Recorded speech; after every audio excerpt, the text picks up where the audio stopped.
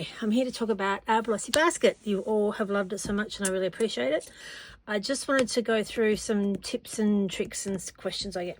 So, probably the biggest one I get is, oh my gosh, my Blossie's floppy. That's okay. So is mine.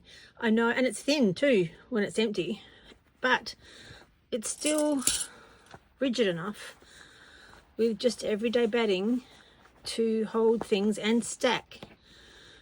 So I am using and I mentioned this in the pattern, a single-sided fusible batting. It's not thick, it's just an everyday cotton polyester batting with single-sided fusing. If you don't have access to that, or you don't like what you find, and in the pattern I do talk about the brand that I use, which isn't always available in Australia, but it is available overseas, in America in particular, and I do love it, and it's easy to sew through by hand. You could use soft and stable, but I did a quick test with soft and stable. If you're sewing by hand, you only want to sew through the top little layer. You don't want to catch it because it's so thick. Also, you'll need to allow it to add extra, this is like a 3/4 inch seam. You'll need to allow to add make it an inch. So you just need to trace the center and then add an inch for the outer fabric to allow the fold over of the soft and stable, because it's like about 4 mil thick. So, which is, I don't know how many 1/4 inches that is. It's not even 1/4 inch, but whatever it is. So you can use soft and stable. If you don't have the single-sided fusible batting, I do believe helps give it a little bit more structure. Like you see, mine bounces back because the fabric's fused to the batting. And the reason I did that was just help with stuff not shifting around. So you've got 3 layers. You've got the outer, the batting, and then the top. So I just wanted to have a little bit more, a little less movement when I was stitching things together. So I started using fusible, single-sided fusible, and it's my preferred way. It's the only way I make them. If you don't have that, then grab a lightweight woven or non-woven interfacing. It doesn't really matter, but just lightweight one that's not heavy, and fuse this fabric to that, and then cut them out. I recommend that you do fuse the fabric to the batting first, so a slightly bigger piece, fuse it to the interfacing or batting, and then cut it out. You get a nicer cut on the edge. So that's what I do. And if you don't have like a Teflon sheet to protect your iron from fusible batting or fusibles, then use some baking paper. I use that all the time. Anyhow, so that's the biggest thing, is my floppy, my Blossie's floppies. So are my Blossies, and I'm okay with that. It's meant to be a soft vessel, and it still holds things even though it's soft. And I can still stack it, even if I don't have wonderful in there. I can still stack it. It still stacks because it's got a fairly wide base, so it's not going anywhere. That's the first thing. The other thing I wanted to share was I've seen some people have trouble fussy cutting or focus cutting. Obviously, when you look at a Blossie, you're looking at it from an overview. So what you want to do when you're focus cutting is you want to focus like this top part of the template. So you want to, I'll use the bitty, but you want to basically see how I focus these prints on the top. So you want to basically focus on the top.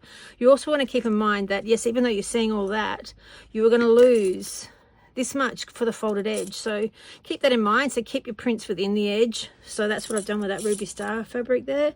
And see, the underside's not as pretty. It's still cute fabrics, but I've really focused the motifs at the top half of the hexagons. So that's what you want to do when you're fussy cutting. I've done it a little bit there to make sure I had apples. This is an all over print. I wasn't so fast. Same with this Ruby Star. I used cheetah prints, are perfect for Blossie. So small scale cheetahs. Use your templates to test the fabric to see how the print fits. So for something like this, I would cut it like that. So then I know I'm going to see those strawberries at the top. So just think about those sorts of things. If it doesn't matter to you, it doesn't matter to you. But if it's something that, you want to feature, then feature. The great thing too is you can feature the center base. So I'll empty out my dazzle threads, which can be a little bit like spaghetti. So you can really print a really pretty print for the center, so that when everything's out, and I haven't finished this one, I haven't added the felt or the loop yet. But and Liberty, again, when you sew, it's a perfect project to try something like Liberty. The Tana lawn is beautiful to sew with, whether it's hand sewing, machine sewing. Needle turn applique is like a dream. I love it. And it has a beautiful hand. When I mean hand, it feels gorgeous in your hand. Patchwork fabric also has varying degrees of great feelings, but Liberty is just stunning because of the way it's made.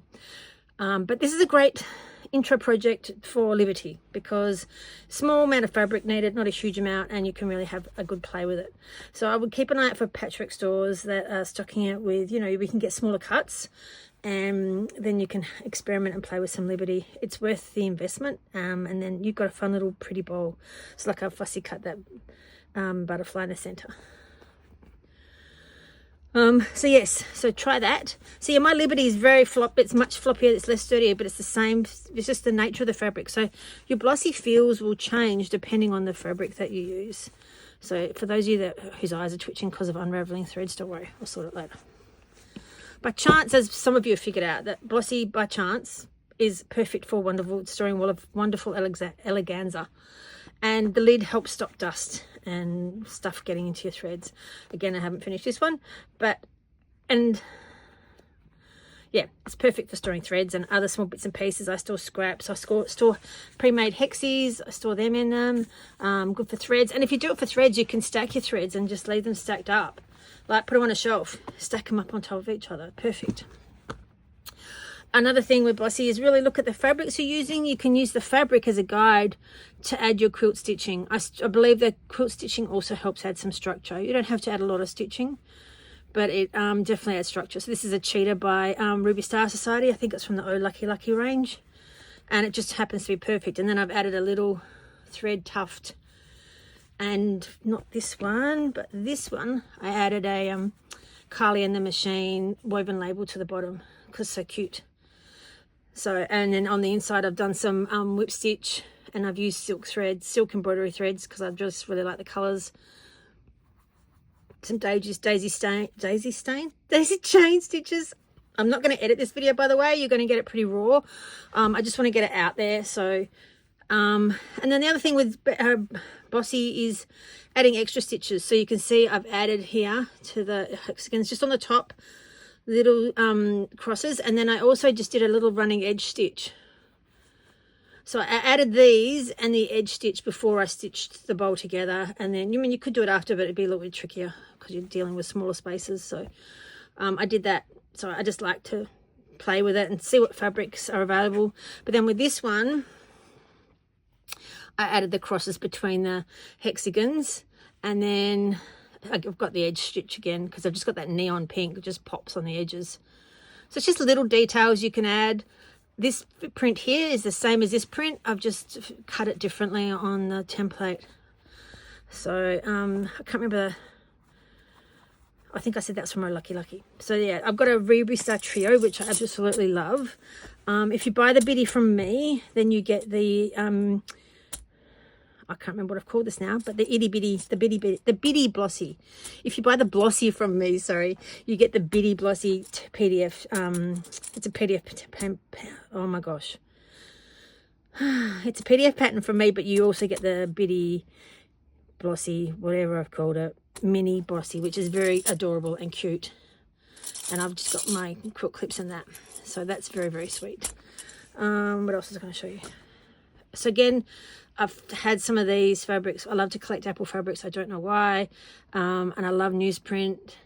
So yeah, it's just really fun and easy. A great way. They're great gifts. And I'm actually can't wait. I'm making some Halloween and Christmas ones for storing candy and stuff like that.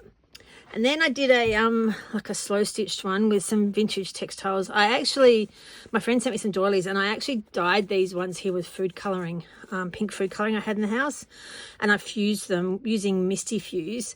That stuff's amazing. And then I did add some tiny stitches just to help tack, just in case I had any movement later on. So I did that with the bottom too. Like I had the hexagon, then I Misty Fused and tacked on a cut piece of the doily. So you can see it's got rough edges, which I don't mind.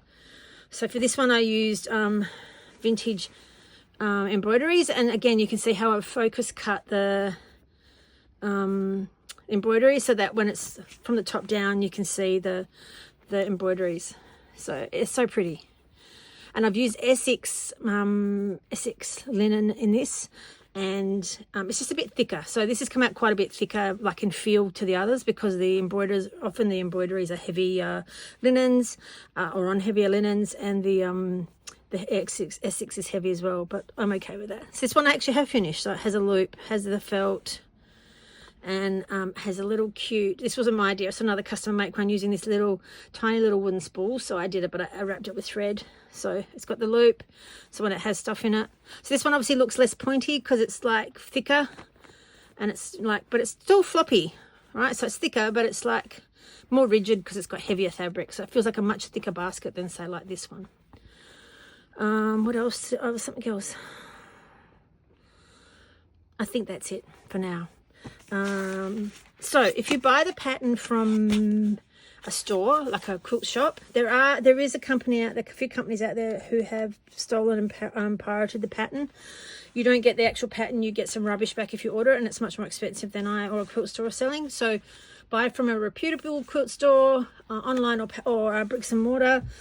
If you're not sure and you were looking to buy it online, and you say, you can always drop me a message on socials or email me and say, hey, is this store legit? And I'll tell you straight away. So if you buy it from a quilt store, this is what you get. You get the envelope, and I've glued mine after I've ripped it open. There's a video on my Instagram about that. And so you get the printed pattern book with the instructions. So that's great. And then you get the template set, which is the 3. So you get the outer, the inner if you want to use it, but I just tend to use this all the time. And then for the felt needle keeper.